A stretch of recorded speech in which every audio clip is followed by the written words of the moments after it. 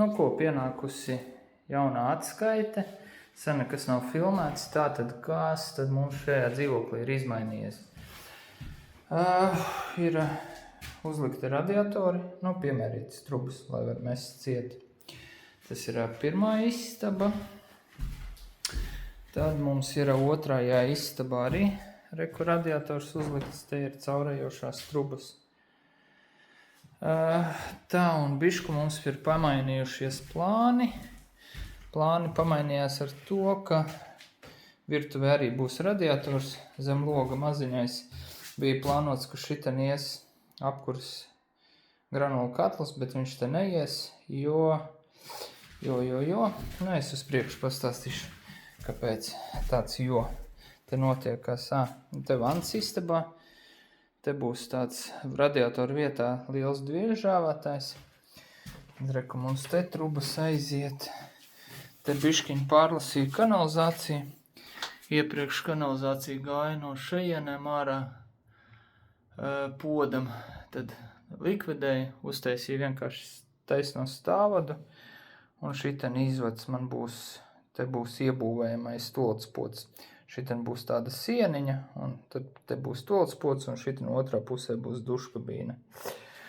Un apkuras trubas reku iet. Un aiziet uz augšējo stāvu. Un tūlīt uziesim augšējā stāvā, parādīšu. Nu, un reku mums ir augšējais stāvs. Šiten ieejam iekšā. Un augšējā stāvā šiten es arī likvidēju sienu, nu to apendiksu. Uztaisīju vienkārši durvju aili pie pašas maliņas, lai netraucētu. Un te mums jau katlam bunkurs stāv. Šiten es uztaisīju, atvēru vaļā skursteni, ieliku čaulu. Šiten mums apakšā kondensāta atvere, tīrāmā lūka. Tad šiten būs vilkmes regulators un augšā jau slēgsies pats katls klāt. Katls stāvēs šiten pie šitās sienas. Nu jā, tad te es vēl tagad apmetu. Šiten apmetīšu un tad pēc būtības tagad sanāk šitajā vans istabā ienāk tās divas trubas no apakšējā dzīvokļa un tad caur sienu ies uz katlu māju. Šiten arī bišku kanalizāciju pārtaisīja.